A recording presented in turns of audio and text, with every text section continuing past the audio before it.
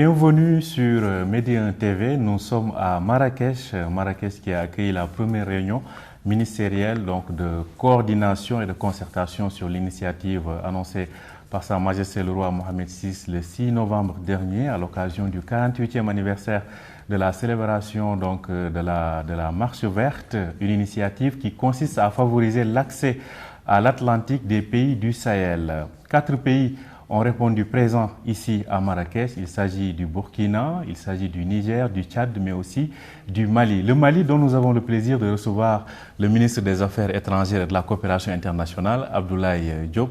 Merci d'avoir accepté notre invitation. Alors, vous avez assisté à cette rencontre, vous avez représenté le Mali à cette réunion ministérielle. Alors, quelles sont vos premières impressions après donc l'annonce de cette initiative et la tenue, moins de 2 mois plus tard, de cette réunion ici à Marrakech?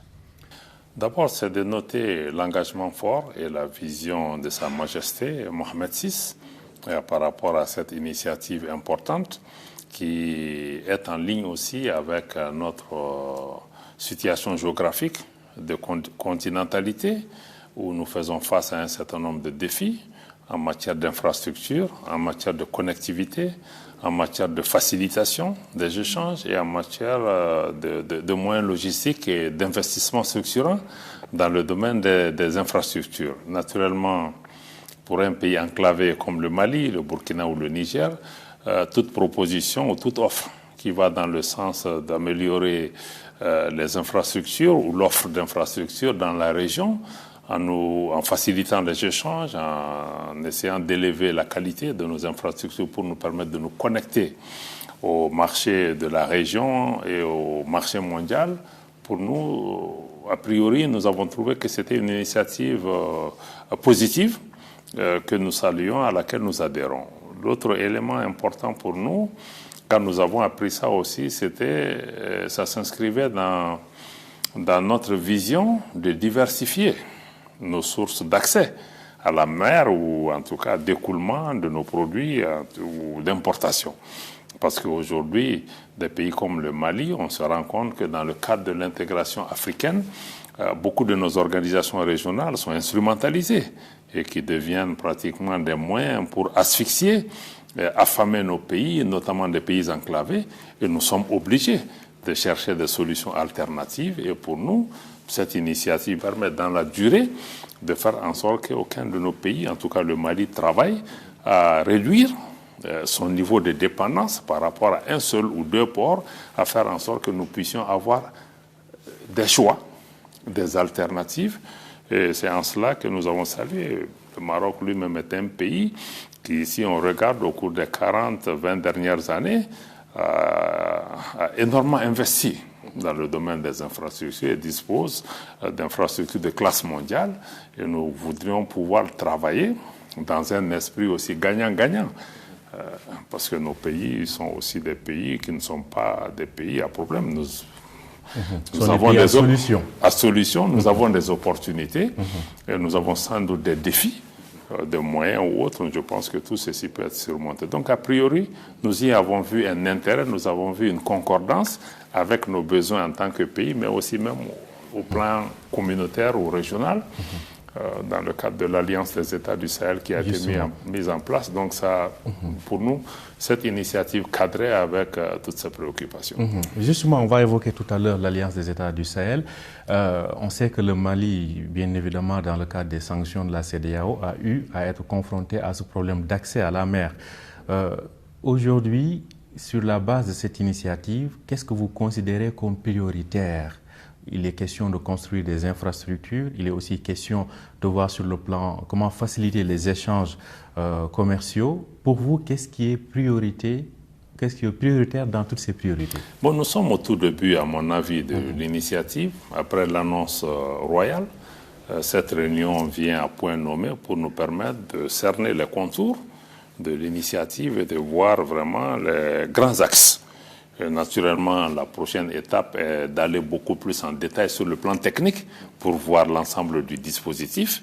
Mais pour le Mali, l'important aujourd'hui, c'est vraiment les infrastructures physiques qui permettent vraiment d'écouler notre production et aussi des infrastructures qui nous permettent aussi d'investir pour la transformation de nos produits naturels, miniers, au Mali pour avoir une valeur ajoutée.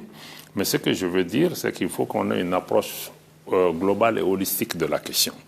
C'est vrai que la question des moyens logistiques, des infrastructures, la facilitation des échanges est importante, mais nous pensons qu'il est important de voir tout ça globalement avec la question de la libre circulation des personnes également, parce que ce sont les entrepreneurs, les acteurs économiques qui sont les vecteurs de l'ensemble de ce travail. Donc nous devons pouvoir regarder ça pour pouvoir faire en sorte que nos populations, nos hommes d'affaires puissent aussi avoir plus de facilité pour pouvoir se mouvoir dans ces espaces, pour pouvoir faire ces investissements et créer des opportunités. Donc pour nous, on attend de voir vraiment la question dans le détail technique avec les équipes qui sont mises en place. Et là, nous pourrions, parce que je pense que la démarche du Maroc aussi, que je salue, n'est pas une démarche de nous offrir quelque chose clé en main. Je pense que c'est une co-construction, un co-développement. Donc, il y a une approche qui est proposée, il y a une façon d'avancer qui est proposée. Nous, on doit voir dans quelle mesure ceci est en ligne avec notre vision du développement, avec nos priorités, avec nos programmes prioritaires. Et sélectionner dedans ce qui est important. Donc, on est vraiment à une étape initiale. Et je crois que dans quelques mois, nous serons certainement en mesure de répondre à cette question. Donc, c'est un cadre de concertation et de co-développement. Alors, cela dit, vous l'avez évoqué tout à l'heure, il y a l'Alliance des États du Sahel qui a été lancée par deux autres de vos voisins, à savoir le Burkina et le Niger, et bien évidemment le Mali. En quoi cette initiative va accélérer les objectifs de l'Alliance des États du Sahel? Bon, je pense que si vous regardez l'Alliance des États du Sahel, nous avons trois piliers essentiels. Le volet politique et diplomatique. Il y a un volet qui concerne le développement économique. Il y a un autre volet qui concerne la défense et la sécurité. Dans le volet qui concerne le développement économique, il est prévu aussi d'avoir des projets structurants, y compris des projets d'infrastructures ferroviaires, routières et toutes les infrastructures qui nous permettent aussi d'être connectés entre nous et d'être connectés au marché de la région.